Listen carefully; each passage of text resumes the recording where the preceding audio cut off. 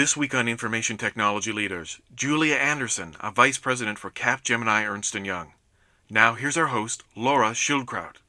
Today's guest is the Vice President for Cap Gemini Ernst Young. She's been a consultant through all of her professional life, and even when she tried to leave the field, she found herself pulled back into it. Good thing, too, because she makes the perfect consultant. She's intelligent, quick, articulate, organized, strategic, and the quintessential multitasker. It takes people a while to get to know her, but they're always glad she's around to put their projects back on course. Please welcome Julia Anderson.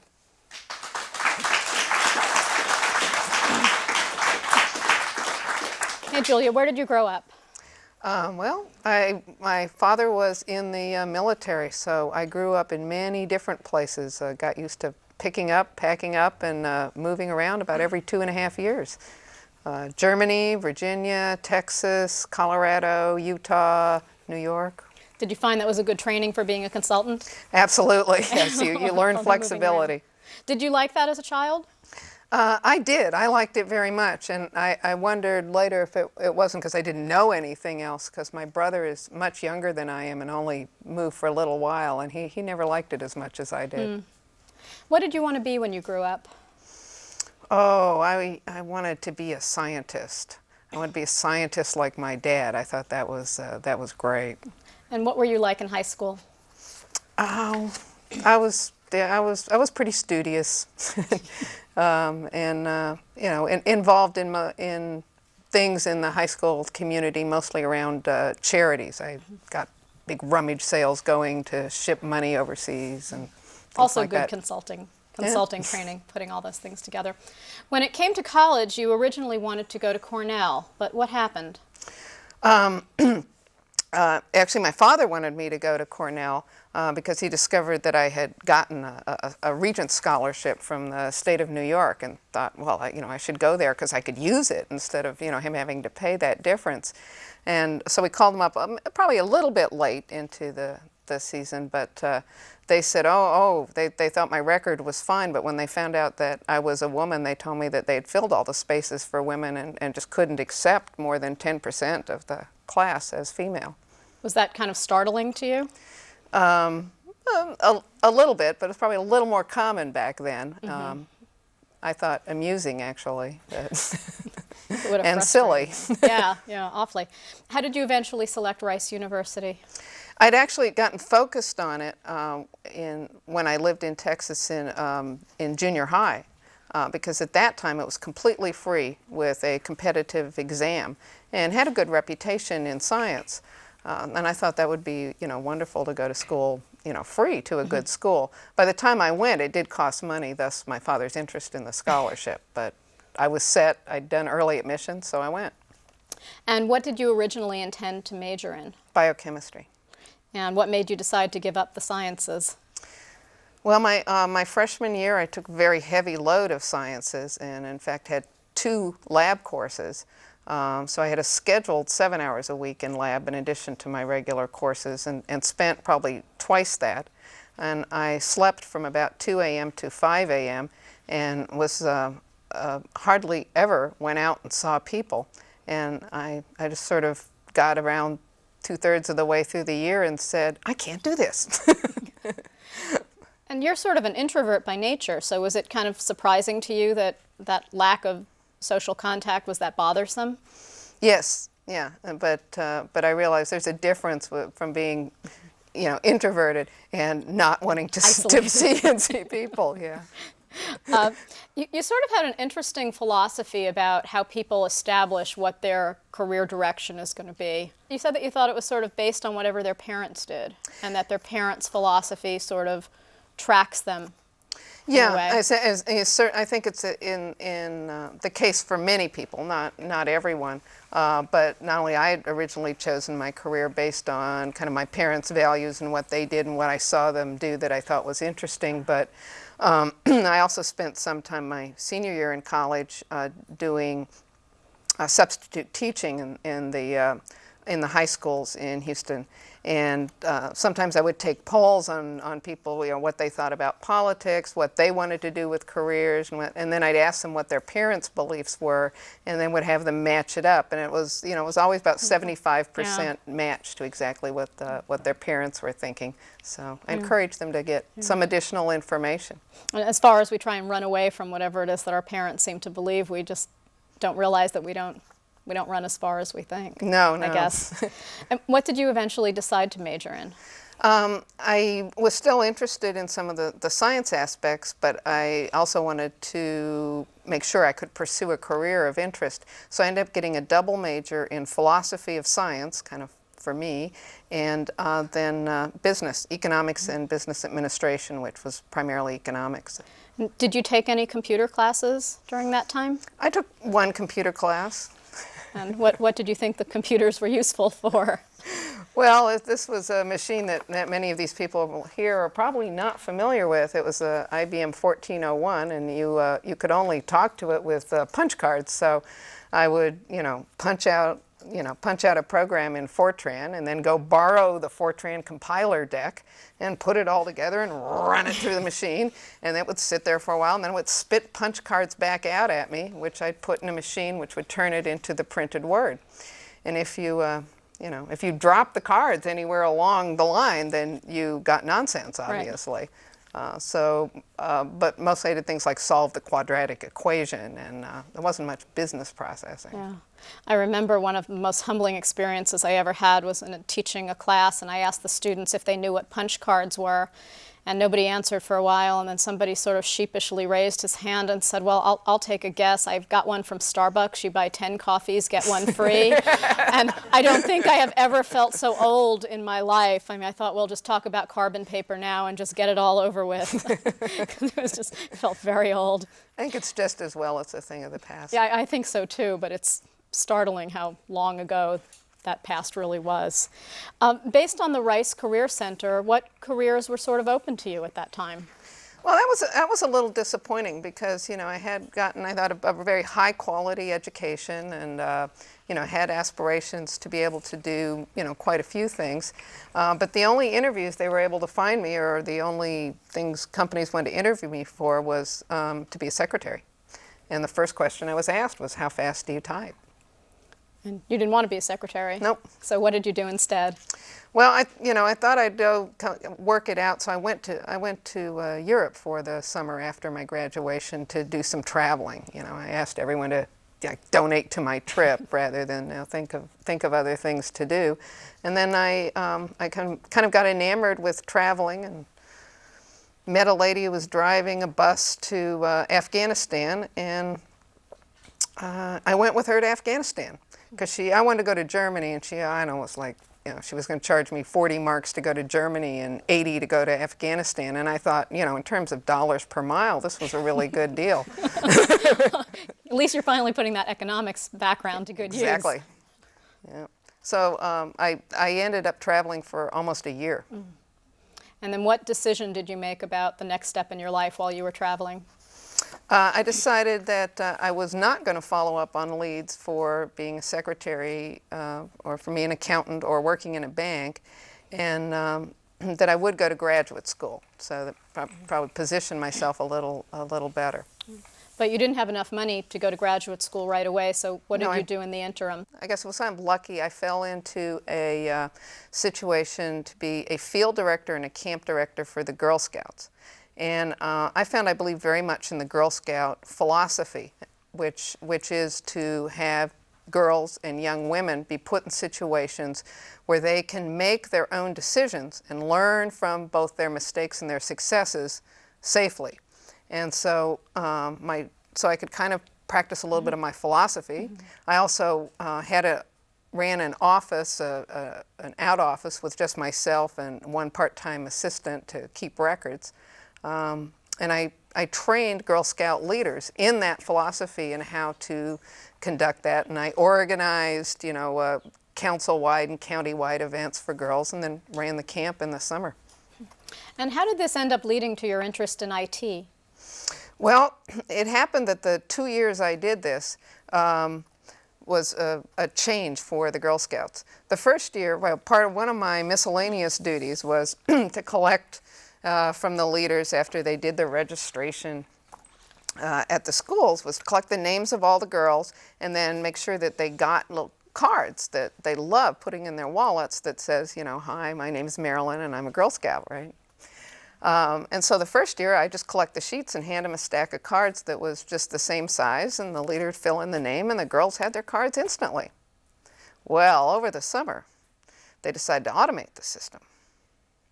So I go out there and I have to now take, they can't just have the sheets that they had before. I had to take them special sheets, you know, with their, you know, the troop name at the top. And they had to fill it in, you know, very carefully. And then I had to collect those sheets, and then we had to send them in to New York to be processed. And somewhere around the next March, we got the cards back. So how efficient automation can be. Oh, yeah.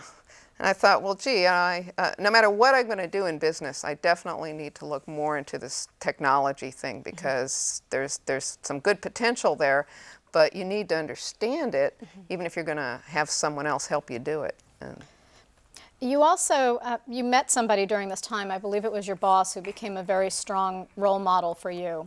How was that the case?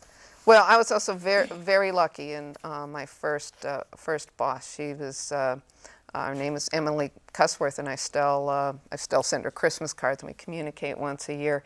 But she, you know, she knew that I was young. She knew I hadn't done these things before, but she said, you know, I hired you because I believe that you can do these things.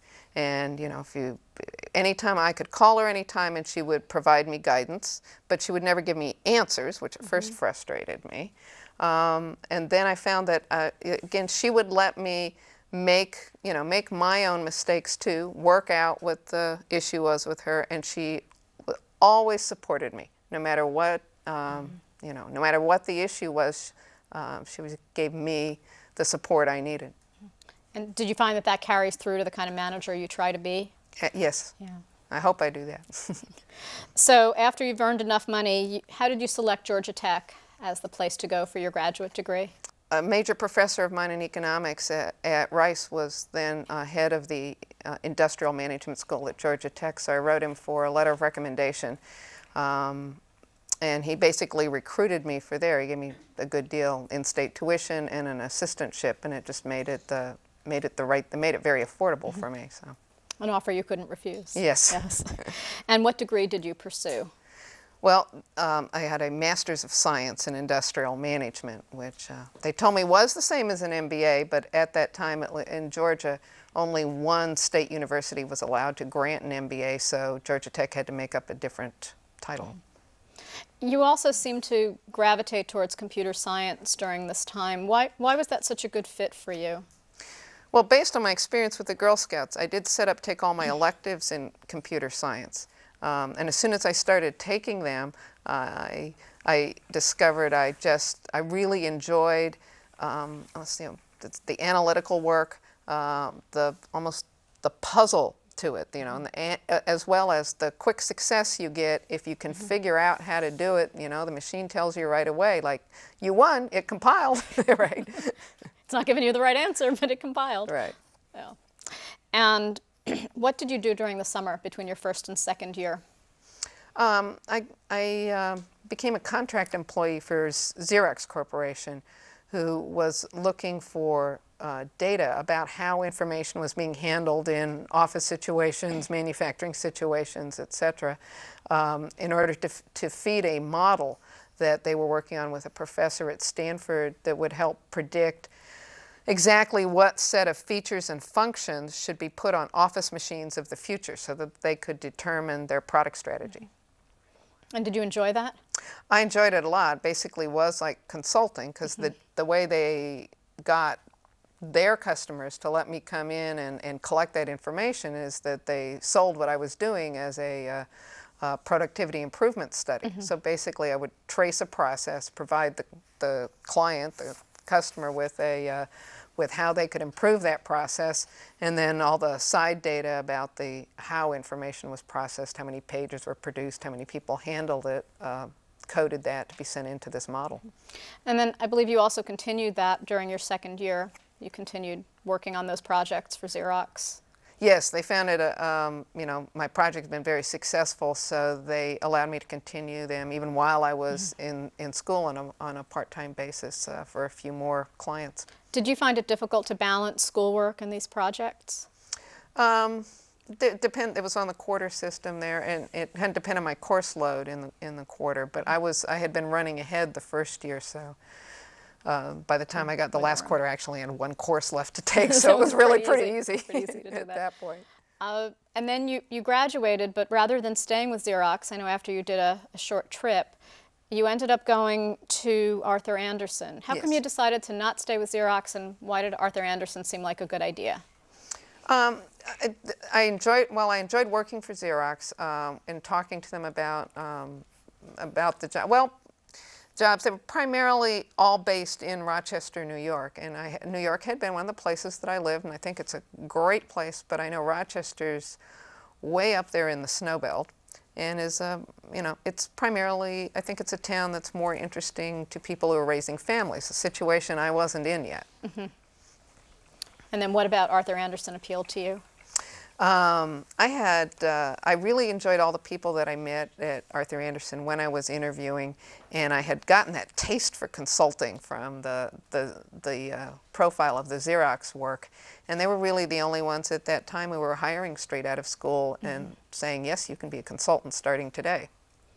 And your earlier projects tended to focus on manufacturing. Can you tell us about one of those projects? Yeah, most of my early projects were, in fact, in carpet companies, which you know, which turned out to be a lot of fun because it's a pretty basic process. You know, you run it through the knitter, and then you run it through the dyer, and you know, you roll up the carpet, and you sell it, and you send it out to the warehouse. And you have to remember things like on the dye machine, you got to run it from light to dark, right, and then flush it. So. When you find mistakes in carpet because they do stuff like just change the color in the middle of the week to a dark color and hope they can continue with light, you know, makes consulting pretty easy. Doesn't work. Tell us about the Rolling Protective Services project. You learned a lot off of that one. There was a couple interesting things there. I think one of the ones that we maybe had touched base on was that this was prior to, this is hard to imagine too, it's like punch cards. This was before there was email, really, you know, working the way it is today. And they had wanted to enhance communications. So we actually did create a technology trial of something that looked kind of like what email does today. And the head of the company, you know, was meeting with his chief executives and was like, this is great, this is great. Now I don't have to call those people in my office to fire them. I can just send them notes. And all his chief executives kind of looked around, and that project just died. There was no way that they could get to go, because culturally it was such a bad fit. And do you think that was just because his first thought of how he could do was avoid firing people face to face, or because there was a deeper cultural thing about talking to people rather than getting information from a screen? I think they're highly related, but the fact that the first use of not going find someone and talking to them directly would be to fire them was pretty countercultural. Yeah, a little disturbing. And so thinking about sort of growing your career as a consultant, what were some of the takeaways you got from that experience? I think you really have to think about the process that you're replacing or enhancing with technology, and make sure it actually makes it better or more efficient, right? And plus remembers what are the most important parts of that equation, which is the people that are touched by the technology. And I think about enhancing life experience. Right, rather than decreasing it. Yes. During this time you moved from consultant to senior consultant. What were some of the differences between those roles? Primary difference in the role between a consultant and senior consultant is that you get to have a little more supervisory experience and set your own direction, help structure the work that you're going to do a little bit, rather than walk into a job that's been established by someone else, and this is what, this is what we're going to do for the client. You get a little more say in what the structure of that's going to be. And did you like that part? Oh, yes. Yeah. You were in Atlanta for 2 years and then New York for an additional 6. It seemed like things were going pretty well, yet you decided to leave Arthur Andersen. What made you decide to do that? Really personal things. And that was, I found myself to be suddenly be a single parent, and I felt that I needed to get a job profile where I could balance my life better and spend more time with my son, particularly in that situation. And it's true that a lot of it's very easy to make the consulting profile be 12 hours a day of work and very little time off, and I'd kind of gotten into that situation. And you had a lot of different job offers. Why did you select Colgate? I selected Colgate because it sounded intellectually challenging to me. They were, at this juncture, I had been working with MRP systems a lot. With MRP systems are? Manufacturer resource planning systems for manufacturing companies. And including, I had once worked at Colgate a couple years before this time. And they said they were really ready to challenge their marketing department to really figure out how to work more closely with the realities of manufacturing. And I thought there was some intellectual things to be done there, and a platform and a good company to work with to do that, and also that the work schedule would work out for my personal situation. And you took some time off before starting, and what decision did you make during that time? Well, during that period, from accepting the job to actually starting, I had a few more conversations with the men that I would be working for. And it became apparent to me that I probably had, from the fact that I had been in consulting, I probably had a preconception about here, if you have a task or a set of tasks or objective, mission, that you go to a boss for guidance, but basically you go after that objective and get it done and again, look for support in the organization. And it became apparent to me that he saw work differently than that, and more like he was going to tell me, what to do on Monday, what to do on Tuesday, what to do on Wednesday. And that scared me a little bit.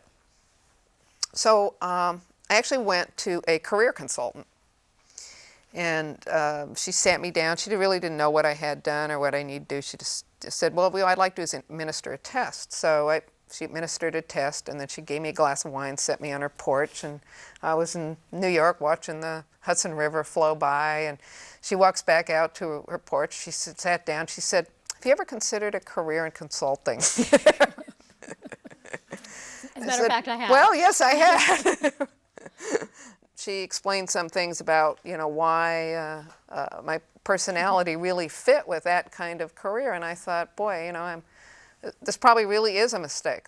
So I called Colgate up, and I said, it's like we're engaged, but we're not married yet. I know I've accepted the job, but I haven't started, and I'm going to unaccept the job because this is still better for you, I think, than me getting started and us all being unhappy and nobody achieving their objectives. What were some of the things that you learned about yourself that made you a good fit for consulting? I need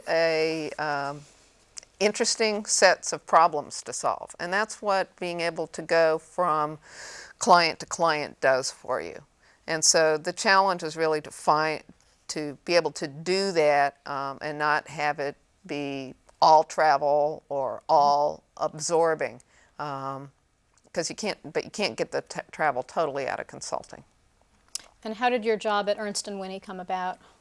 Well, again, it's through contacts. Actually, someone I had known at Arthur Andersen was looking for someone for Ernst & Winnie in Dallas, Texas, and had found out through a recruiter that my name had been on the streets and reapproached me. And what kind of deal related to travel did you end up cutting with him in order to take that job? Well, yeah, I actually cut it with Roger Nelson, who did end up, in the end, being the man who later on really sculpted the entire consulting organization and what it was going to be for Ernst Young after the merger, and ran it right up through the time that we became Cap Gemini Ernst Young. And he was just a wonderful, insightful man and was a great leader in our organization. But I interviewed with him directly. At that time, he ran the consulting practice in the state of Texas for Ernst & Winnie. And he said, you know, I've seen your credentials, I think great consultant, and I don't see any reason why we need to work with individuals in the situation you're in. You know, he said, in 2 years, your son will be in pre-kindergarten. It'll be a different situation. So I'm going to work with you. You will not go out of town unless you want to go out of town. You just got to help find your own clients in this city. Mm-hmm. So he basically gave you the challenge of finding your own. If you can find your own clients, then we'll keep you. Right. We'll keep you local. Were you happy to be back in consulting? Yes. And was the promotion from senior manager to partner kind of a big deal, or was it just part of the normal, natural progression? Oh, no, it's a big deal. Yeah, and because it has to meld both. You know, your own proven track record. I mean, qualifications are fine. Qualifications will get you the job, but the promotions, right? Promotions are on proven track record and delivery and in sales, client satisfaction, taking care of other people in consulting, plus a business case, right? I mean, how much work is there in the area that you're going to be doing, and will you be adding to the total pie? And what is it about being a partner that's sort of special? Well, and for me, for what it was special, right? Because now I'm a vice president. That's right, because I don't have partners there anymore. And being a vice president is special too, but there are slight differences. Particularly when it was a partnership, and it's still true to a huge degree, given the nature of consulting being fairly entrepreneurial at all levels, being a partner makes you feel like an entrepreneur, able to sell work, deliver work, take care of people with an enormous support organization to help you. So it's it's wonderful. It's like the best of having your own business plus having the backing of a large corporation. When Ernst & Winnie merged with Arthur Young, what were some of the changes that took place? Was it sort of transparent, or did the organization change? It was a really excellent merger. For those of us in the technology consulting business, it was a big boost, because Arthur Young had a great deal of deserved reputation in the sort of analysis and design area. And we have been getting more people in the actual construction and implementation area, so we brought together a lot of thought leadership. The other thing is, that was the point at which you stuck a stake in the ground, said we're not going to be like the rest of, at that time, the Big 8 or Big 5, maybe except for Arthur Andersen, and said we're going to stop treating consulting as a lost leader to the audit business, and we're going to say, what does it take to make it a big money maker on its own, and really stand on its own 2 feet. So under the leadership of Roger Nelson, we cut down to just 11 cities in the U.S. We built critical mass in all those cities, and we challenged ourselves over the first 5-year period to triple in sales and revenue. And as a partnership, you have to take that to a per person basis and go, I got to do 3 times. And so, how am I going to do that? And we were all a little frightened. Mm-hmm. Well, we did it in 3 years instead of 5. And then we said, we'll do it again. Why did you apply for a transfer out of the Dallas office? Well, I really had kind of put in as a standing transfer for when what we'd call the secondary markets would open back up. I had to say, I really enjoyed my career down there, but on a personal basis, Texas wasn't my favorite place to stay. And my husband was born and raised in Vancouver, and so we'd visited up here, and he'd like to be near his family, and I thought it was a great place, so I just put my name in the hopper. And then ended up moving to Seattle. Mm-hmm. You ended up coming here where you were going to be a co-partner with somebody else. How did that feel? Was that a good witch or a bad witch? Well, the office I was in, we had about 8 partners, so it was certainly the norm to me to have multiple partners, and you get you get a lot off that support organization. Like maybe I'm doing manufacturing and distribution, somebody else is doing a different industry. I do more IT, someone else is doing process improvement, and so that mix of different leadership helps a lot. So I thought it was great that here was a secondary market, but there wasn't nobody. We weren't starting from scratch because Deanne Handren, who has talked with you, I think last year, had actually stayed here during that period and kept the business going. So I was really happy about that. Now, you and Deanne are very different. Does that tend to work? Yes, I mean it took us. I think we both say it took us a few months to figure out how all that would work. We have very different personalities, but it really, it really fits and works well together. Because with 8 people as partners, you sort of create one relationship, but with 2 people as partners, you're sort of co-running the office in a sense. So if that doesn't work, it sort of doesn't work ugly. Yeah, you kind of can't outrun it. So it took you a little bit of time to balance that, but yeah, it took a few months to figure out where all those things fit. I think we do share that we both have very strong personalities, right? And and probably have the same attraction for being consultants and wanting to solve those next big problems. But other than that, then we're very different. So we started playing off each other's strengths, and I think both felt we were able to take it to a new level, and we started expanding the office very rapidly because we were working that way. Kind of back to the concept of 8 people running something versus 2, and either way, is it odd in the circumstance where nobody is at the end of the day in charge of the office, or is that just a fairly natural state? We tend to divide so that on a specific item, right, one or the other of us would be in charge. And then, we've had various consulting organizations reorganize every 6 months, whether they need to or not. So, but we would all have either different or the same bosses that weren't in our city, right? Because we were a satellite city. We are no longer a satellite city. Finally I gotta graduated, say, right? But at that time we were. So we just take the list of things that we need to do, and we divided them up, and that way everyone in the office knew. Well, if you need a final answer on these things, go to Julia and go to Deanne, and that made the total work easier for both of us. Really clean. Now, when I sort of looked over your bio, you've done projects in telecommunications, transportation, manufacturing and distribution, and utilities, and probably a lot more that didn't make the list. How do you come up to speed on these new industries quickly enough to satisfy your clients? That's a good question. So, but often I would go into a new industry area based on a technology problem. Like my transition into telecommunications, and I spent about 8 years in telecommunications and really enjoyed it, as well as the couple of utility jobs, was really based on big data issues, right? So I sort of entered based on problems about the accuracy and accessibility of data, and worked with people to solve those issues, and there would be someone else on the job who was really the industry expert. But after I did 2 or 3 of those, then I built up expertise in the industry in addition, and then sort of the next time it might be making the sale on a different platform representing additional expertise. Do you find that that's one of the things that's difficult for new people coming into consulting, is coming up to speed quickly? It can be difficult. Many of the people attracted to consulting actually find coming up to speed quickly as one of the strengths that they already have, right? And it's applying it to this situation. And what has been the impact of the Cap Gemini merger?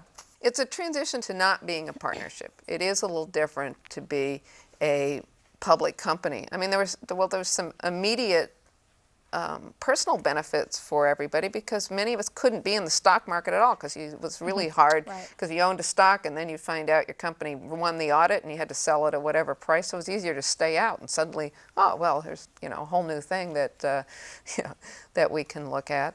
But the biggest thing is hard to feel locally, and that we're just really learning how to work off the benefits of this, is that we were really a very North American centric firm. And now we are I think, about the only consulting company that's equally as large in Europe as we are in North America. And so that's just, it's kind of bringing a different flavor to the whole way, the portfolio of services and solutions we can bring, the kind of intellectual capital that we bring to a situation. This process is going to take more time to see all of it, but it's exciting. Do you feel that most people have perceived it as more positive than negative? Because it is a very significant change. I think there was a huge period of uncertainty during the transition into it, and actually those who, and when those periods happen, then recruiters call a lot. It happens in any company. Sure. So the people who are concerned about that uncertainty took opportunities at that time. So it's everybody's here is pretty excited about it. A number of our students are interested in going into consulting. Can you tell us a little bit about the good and the bad of a career in consulting? Well, the good things are the variety, right? And the fact that each problem is different. There's always some similarities. You're always bringing something to the next job that you have developed some expertise or experience in from prior jobs. But every company's situation is slightly different. The people are different, and therefore the way you need to complete the decision making or get the same things understood by a group of people is different. And there's something just really exciting about that. There's a lot of negatives around uncertainty. There's negatives people feel about travel. I think those remain the top two that really concern people, and then probably life balance. But I don't think that that's really a consulting issue. I think that's a issue about work today in the business world. Yeah, I think you're We've right. all seen the hours per week creep up. Yeah. What characteristics do you think are important for the making of a good consultant? We've talked about one, which is coming up to speed quickly. What are some others? Being analytical, right? Almost having a little flavor of what would I call, of psychology, of wanting to understand quickly the people that you're meeting and talking to, and understand what's personally driving them. Because in fact, to sell a solution to a client, you can't sell it just to the company based on the bare naked case. You have to sell it to a series of people. So in fact, there's a certain set of people skills that are extremely important. It's also understanding, at least for the scale of jobs that we do, that you're not going to solve it by yourself. Teamwork is a fundamental skill, which means that you have to know how to contribute to the team as well as draw from other team members what the best is they have. And you can't sit on a problem too long going, if I think about this another 2 hours, I'll answer it. One of the strengths that we have is you need to get on the phone or walk down the hall, and you need to ask someone else, because that's how we bring the speed to the problem that the client has.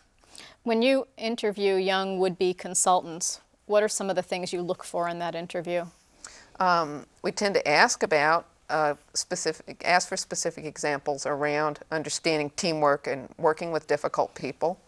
I also ask them how they make decisions, because I find a pattern of how I make decisions about where I'm going to go to school, what I'm going to major in, what classes I take, why I'm interviewing here, are very revealing about how they're going to continue to make decisions and how comfortable they're going to feel about making this decision, and understanding that there are some negatives like the travel. How would you describe your management style? I'm very big on delegation, right? And I tend to have responsibility for lots of different things, and therefore I delegate different areas to different people, and pretty much have to leave them till they come back and ask me for guidance. If I don't hear from them for a day or two, I call them up and say, "How's it going? What's happening?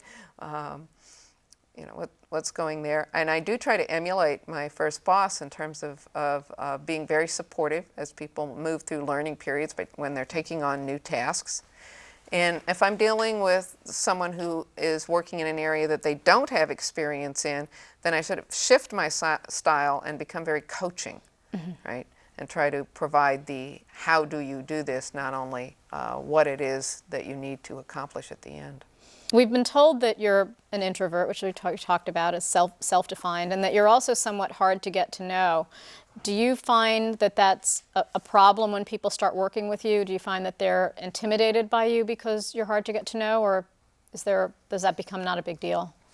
No, I think a lot of people are intimidated by that they can feel uncomfortable approaching me. So I need to go out of my way and to let them know that that's okay. The other thing that they said is that there's not a lot of ambiguity, that you usually know where you stand, and that's probably something that you've seen throughout your career is important for you as being managed, because they've said that that's a big part of working with you. Sometimes we participate often in management things where we take these personality tests over and over, which is why I know how high I score on introvert. But I remember one in particular that came back with hints on how to deal with Julia. And the first quote was, "Don't insult her with subtlety." And if you get an answer like that in one of those tests, it probably means that I'm not ambiguous about what I say either. How do you handle stressful situations? I know that you've said you like risk, but how do you deal with that when you sort of get pushed to the limit? I tend to get very, very directive and very focused and much shorter with people, rather than like opening up and sitting back. I want to start driving through the answers, through the issues, and probably erasing all the ambiguity from the situation. I know that you said that when you went to try and get into Cornell, you found that they'd already sort of reached their quota of women, and that was probably the first time that you'd ever realized that might be an issue of sorts. Have you found any particular challenges in being a female executive that you think the men executives, your peers, don't face? Well, I think I've had almost more amusing incidents than downright challenges. I know when the man who was in charge at the time on the West Coast found that he had put Deanne and I in charge of the office up here. He sort of realized that when he came up to visit us after I'd arrived, and he was like, "Oh my God, there's two women. There's no office where there's just two women in charge." And he goes, "Oh. You guys, you're going to have to go get to know each other." And he said, "Let's see, can't go out and do sports, can't go to a bar." He said, "Maybe you could go shopping." Which Deanne and I both found amusing. Right. Yes. And did you? No, we didn't go shopping, no. But have you ever found that there was a ceiling that you couldn't get through, or that you kept butting up against, or was it just never really an issue? I think that's been one of the good things about technology as a career, because when technology started, it created more demand, right, than there was supply. And it did a good career choice. Not that I didn't realize that later, not at the time, but it made a good career choice for a woman because people who could do well and solve these problems were needed, and they really couldn't afford to be very sexist about it. Salmon have to overcome incredible odds to survive. Sometimes people can help. I led a research project on flow rates in a local stream. Working with research assistants from psychology and English opened my eyes to the complex relationship between science and public policy. Now, when I work with school kids at the UW hatchery, I tell them the whole story of salmon, forests, streams, and human habitation. Future generations, salmon, and people will benefit from our research. I'm learning to care for prostate cancer patients at a UW teaching hospital. I study cancer cells from those same patients in the lab. Being able to study the disease, care for patients suffering from it, and research new ways to diagnose it helps me to see the whole cancer care picture. I'm researching a way to isolate a patient's cancer cells. Then we can determine how to treat them effectively. and increase a patient's chances of survival. That would be so exciting. What kind of advice do you have for new college grads about whether to seek an MBA or go for a full-time career?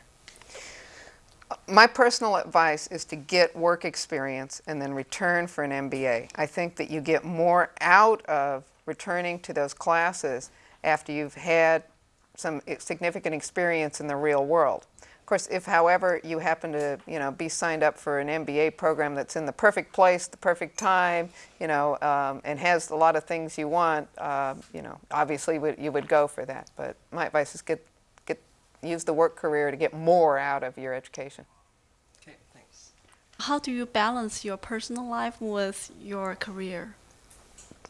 With great difficulty. It's actually something that I have to probably pull myself short every month or so and say, well, how am I doing right now, right, on that? Because, if I'll get into situations where to finish a project or to create a proposal is very important, and I'll work really hard on that. And I find that puts me in a mindset where I almost forget to go home. So I have to pull myself up short, and I'll move back, the other direction and try to and get home. The earlier I get home on a consistent basis, the better off my family life is. And of course, to help me do that, I ask my husband and my family, how am I doing? And then try to readjust. You must have a very understanding husband. Thank you. After the merger of Cap Gemini Ernst Young, what have you found to be some of the biggest challenges and struggles that you've had to encounter, and how have you dealt with them? Part of it was just waiting. Waiting is very hard for people like me and in my company, especially in bringing the Europe and North America together and really trying to work out one thought pattern, and companies that were a little more different than Arthur Young and Ernst & Winnie were. I mean, the company started out a little more different. That top management needed to spend a long period of time to figure out how they were going to come out with one structure that allowed us to bring out the best of both the Ernst & Young history and the Cap Gemini history. Well, they took months to do that. It's very hard for consultants to live in a vacuum for that period of time, wondering where exactly we were going to end up. So really waiting was absolutely the difficult part. And the way we dealt with it is you go, well, it doesn't really matter in many ways what the final answers are about, how we're going to be structured, who's going to be in charge, how we're going to, knit with those. The most important thing is the clients you got here today. It's the people that you have here today. So if just sort of forget that and maximize my value at clients and sell more work and deliver high quality work, it'll all take care of itself. But it was still difficult to wait. So there wasn't too much difficulty because there was different distinctive competencies, from the Cap Gemini and Ernst Young versus IT, strategic management, so that fit together pretty well? Well, those were many of the questions that we were having trouble waiting to get the answers to, how that was going to come together. And really, they've just come this month, and I think that that they are very well thought out, and I think they do build on both the sets of competencies and the different market position it gives us. It gives us a much broader position across the entire, especially IT market. So it was worth waiting for. I'm curious about the change that you've seen in the industry since you started at Arthur Andersen to today with Cap Gemini and Ernst Young. What is the biggest change you've seen in the consulting industry? That's a really good question, because I think in many ways it hasn't changed, and in other ways the way it looked. I mean, kind of like perhaps like an old building whose skin is constantly modified, because the way consulting changes, constantly, because you're always looking for the latest market trends, and you're taking old themes that are the same, but you call them by totally different names. I mean, we used to just process improvement. It became business re-engineering. It became, the next thing. we used to worry about how to automate a manual process, right? And now we worry about how to re-automate a process that's being done inefficiently with older style machines and is not taking advantage of the web. You see, I mean, it's the same, and we put all new names on it, right? So, and in that sense, I'd have to say the inside of consulting, the importance of, you know, of teamwork, the importance of staying up with the market, all of none of the values have changed. Hello. I was wondering, it's obvious that your career path has been very successful. Has there ever been any mistakes that you can recall that maybe you could give us some advice and maybe avoid as we graduate from college and move into the workforce? I've been thinking about this. Somebody might be asked this question. The other thing I've gotten out of my personality profile is that that the little, you know, kind of single phrase for it is there's always room for improvement. So in one sense, you know, my whole career has been filled with, well, what happened there? What did we learn from that? Let's, you know, what can we do to apply that to the next thing? And I think inventorying all of those things is, in fact, part of what now, you know, allows me to really apply my experience well, because I've been constantly inventorying all these series of things that could be done better. You know, in my career, a mistake that it's so much is dependent on what your objectives are. You know, and once I suppose I definitely could have gotten where I am today earlier if I had decided not to have children. But I think that would have been a huge mistake, because I think that's one of the most fulfilling things about adult life. The University of Washington Business School, located in Seattle, Washington, ranks among the top business schools in the United States. Information Technology Leaders is one of the many ways the UW Business School forges partnerships and reaches out beyond the university. For more information about the University of Washington Business School or Information Technology Leaders, visit informationtechnologyleaders.com. I'd like to close with a quote that we got from Melissa, who works with you, and now I believe your peers. Julia is pure clarity. When kicking off a project, she states the objectives and the strategy, and then gives you the latitude to accomplish your work. But she's also there to help when you get stuck. I first met her when I was working on a project with another partner. We were in trouble. She jumped in, provided direction, and then made the partner and me look like stars in front of the client. Now that's class. She never misses a deadline and can come into a problem cold, listen to the facts, provide insight that somehow no one else thought of, and then say the words that get the project on the right track. She's like a magic wand. What more can you ask for? What more indeed? Thank you very much. Thank you.